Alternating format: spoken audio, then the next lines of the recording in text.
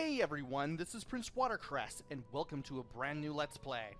This time around, it is Sly 2, Band of Thieves for the Sony PlayStation 2.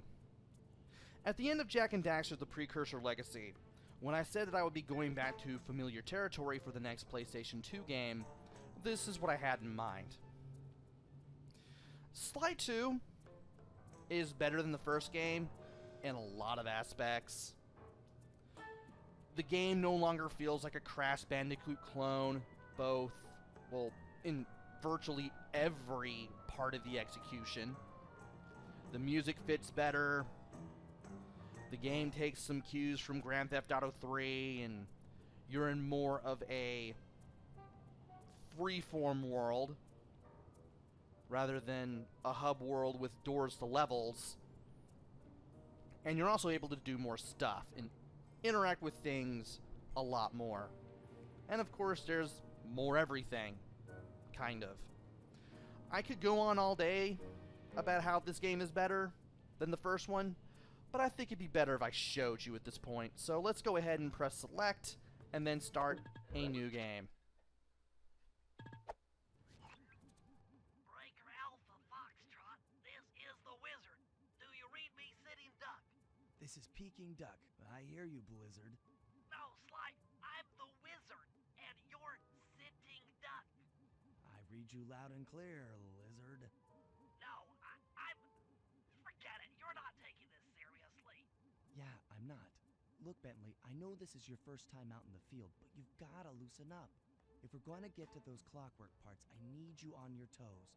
So when playing talk, what's your status?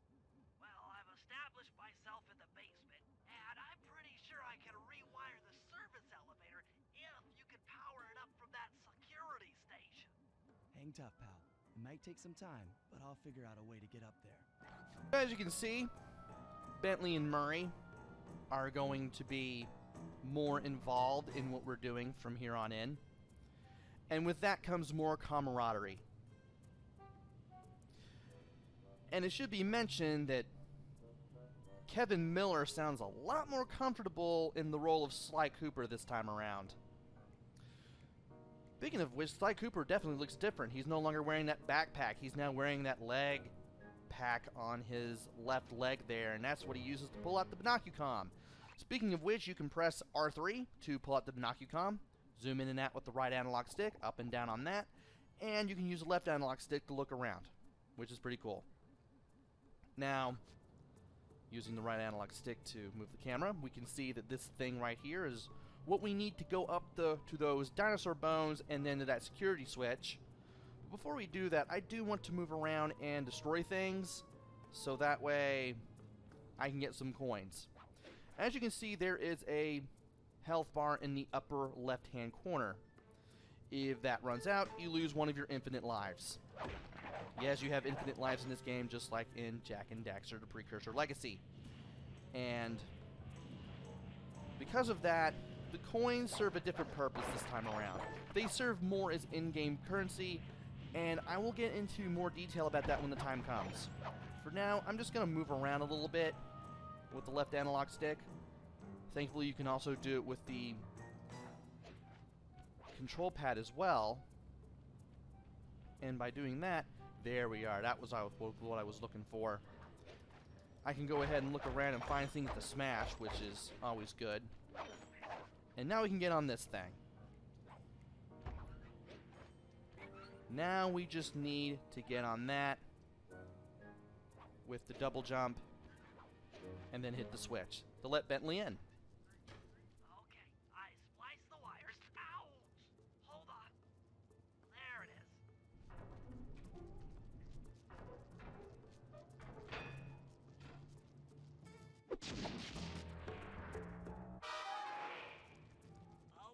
Okay, let me at that security computer.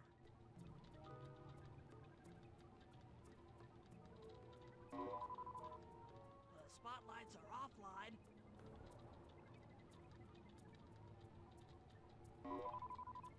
There goes the laser security system. I'm working on the security gate. We're in. Presto, all clear. Thanks, pal. For your first time out, you did pretty well. Oh, this operation is far from complete. Now that the lasers and spotlights are offline, Murray should be moving into position for your rendezvous. I'll stay here and provide computer support while you go on ahead. Should be mentioned that, unlike the first game, there is no awkward switch of character models whenever Sly is in a cutscene where he has to speak. The same character model that you see in gameplay also applies to the cutscene, so he looks a lot better in cutscenes now.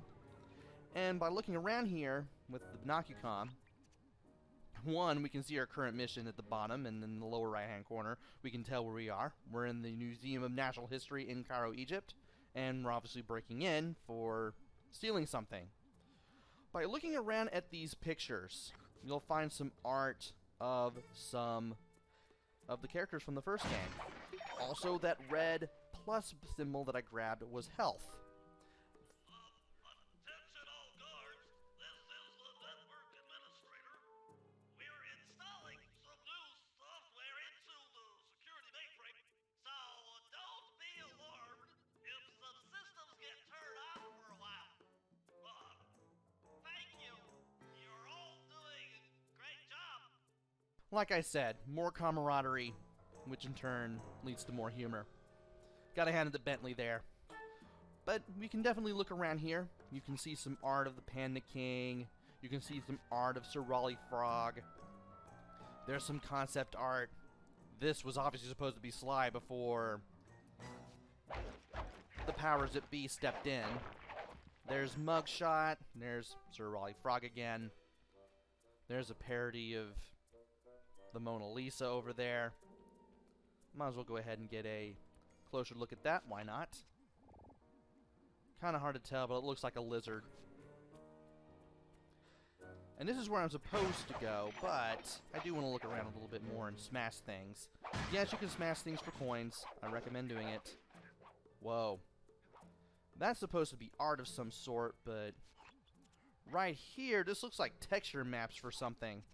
Not quite sure what it's supposed to be a texture map of, but makes me wonder. Also, not quite sure what this is, but it's something. Maybe somebody will tell me in the comments. You may have to pause to look at that. I looked at that not very long. And of course, art of two crocodiles. And if you go over here, you see art of Miss Ruby and this guy. I will go into more detail about him later in the game because that's when you'll see him. But yeah, Miss Ruby.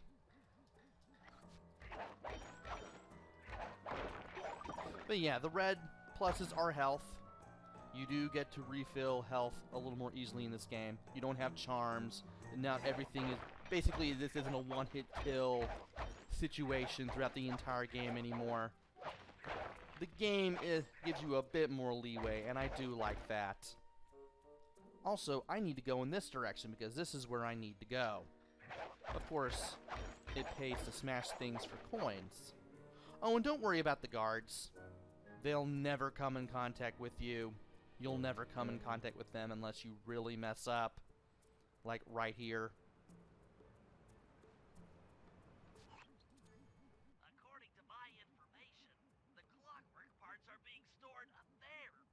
Now to get access, you're gonna have to meet up with Murray at the rendezvous point. Unfortunately, the route through the garden is filled with guards. No problem. I'll just take the long way around. If memory serves, you need to jump and hit the circle button to run along ropes. So just like in the first game, if something has blue sparkles, you can interact with it with the circle button. And of course you have Ryoichi Cooper's Spire Point Jump, and the ability to rope walk. So just jump towards a rope, press circle, and then you can walk on it with the left analog stick or control pad. And we're just going to scare pigeons away as we make our way to the other side here.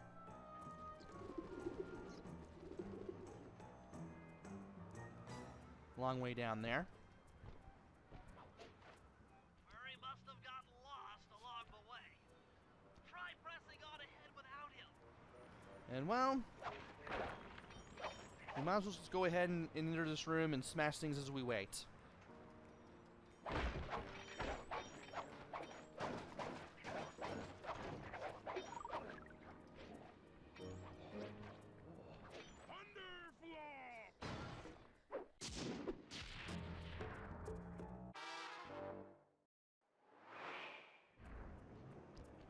Greetings, citizen.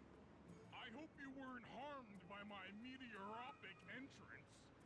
No, Murray, I kept at a safe distance. Good, good. The Thunderflop knows neither friend nor foe, only destruction. Yeah, could you maybe channel some of that raw energy into the security gate? Of course. It is nothing before the Murray.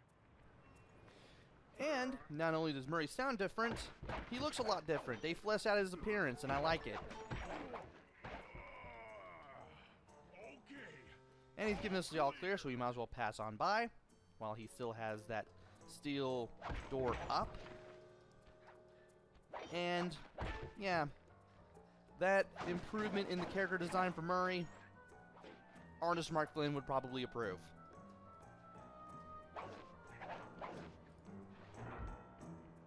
Another barrier stands before you. Fear not, I shall bend it like the truth.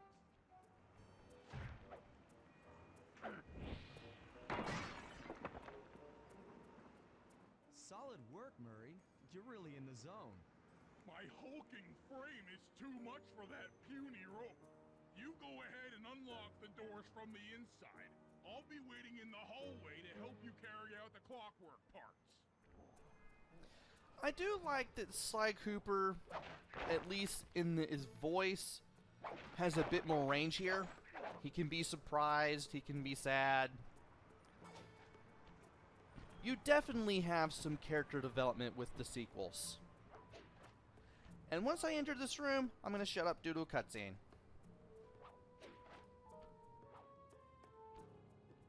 I don't get it, Sly. The clockwork part should be here. This is all wrong. We need to pull the plug on this operation right now. Freeze, Cooper. Inspector Fox, as beautiful and unpredictable as ever. Whereas you crooks are so predictable. You always return to the scene of the crime. Crime? I haven't stolen anything. Yet. Oh, really? Then who broke in last night and made off with all the clockwork parts? You've got the motive. Someone already stole the parts? Don't play dumb with me. It might not have been him, Carmelita. The method of entry and guard casualties all point to this being a Claw Gang job. The Claw Gang? Constable Neela, I allowed you to sit in on this stakeout as a favor to the Contessa. I really don't need any help. Oh, I think you might. Look at the facts. Facts? Sly Cooper is right here. I caught him red-handed. I'm just saying that there are other criminals in the world other than... Sly Cooper! After him! Freeze! And now it's time to run towards the camera and try not to get blasted. Wait up, Sly! Shake a leg, Murray. It's time to go. You can't run forever! This wasn't part of the plan. Yeah, well, this is where things get fun. Stop! Thief! This is getting a little hot. You guys go warm up the van. I'll keep Carmelita busy. You're all going to jail. Pick me up at the rendezvous.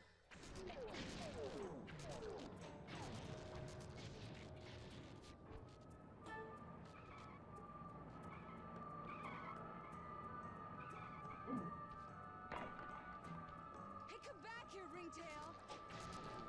And we finally met Carmelita and Nayla for the first time. Amazingly, they're both voiced by the same voice actor. Yes, Carmelita gets another voice actor. Nayla is alright, I can't believe I got shot there. But I kind of miss the accent that from the first game that Carmelita had. The voice actors for Carmelita isn't bad, but one, I do miss the accent, and two, it's kind of weird that Carmelita loses an accent and yet Nayla has one. Freeze! So anyway, the cops are now chasing after the van. We need to run over the ropes from one building to another, refill our health so that way, in case we get shot again, we'll have something to kind of help us out a little bit, I guess. So much for that.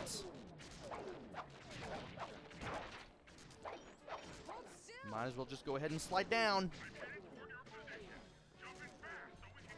And let's just get in the van. I'll find you, Cooper.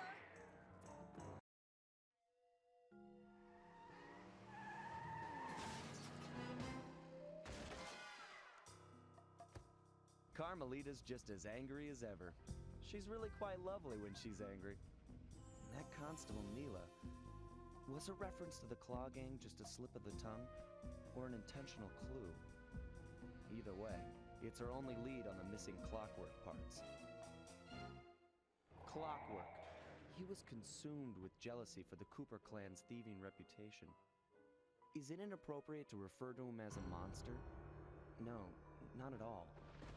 What kind of person stays alive for hundreds of years with the express intention of wiping out a rival's family line? Imagine the hatred fueling that first decision to replace his mortal body with soulless machinery. Ultimately, it did the trick. Clockwork lived on. He caught up with my parents, and I wound up in an orphanage.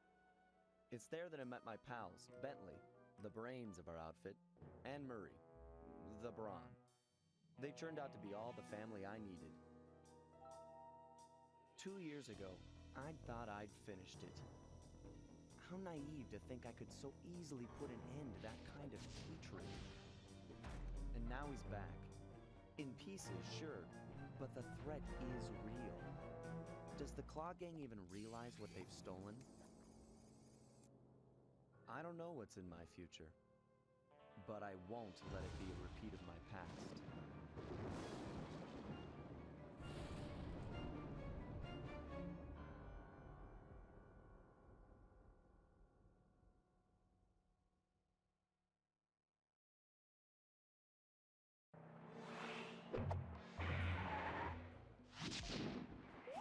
And now that we've been reintroduced to the story as we knew it from the entirety of the first game, the game tells us, hey, if you see this miniature icon of the Thieves raccoon, your game's being saved. Don't turn off the PS2, don't remove the memory card. And we're going to save our game. It takes a little longer to save the game in the second game compared to the first one, but it does get saved. I want to say it's my copy of the game, but I doubt it. I have 2 copies of the game, and they're both pretty pristine. More or less. So, I might as well go ahead and mention how I'm going to do stuff. As I mentioned in the beginning of the video, the game takes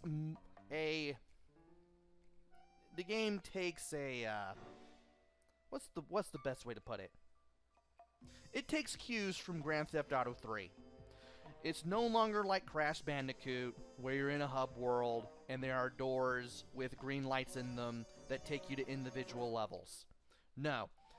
You're in this locale, there are plenty of things to do and see, plenty of enemies to interact with, things to do, things to get, and everything takes place in this one world. You're in more of a city rather than a 1990s 3D platformer level hub, like how the first game did it. No, you're really moving around, and what you see for the place you go to pretty much is what you get, but what you get is quite a bit. And in the first game, I did 2 levels per video. But for this game, I'm not going to do that. What I'm going to do is I'm going to play through the game 20 minutes at a time. Videos may go less than 20 minutes. They may go more than 20 minutes. But I want to do at least a minimum of 20 minutes. I'm using that rule again for this game.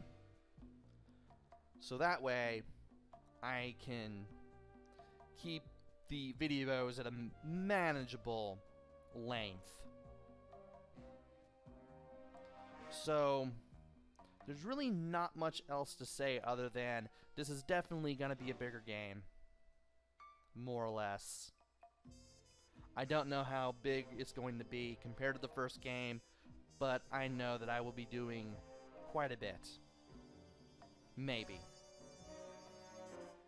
And so, this ends the first video as to my explanation of how I'm going to do things now. Join me next time where I finally get episode 1 started and we get into the meat of the game.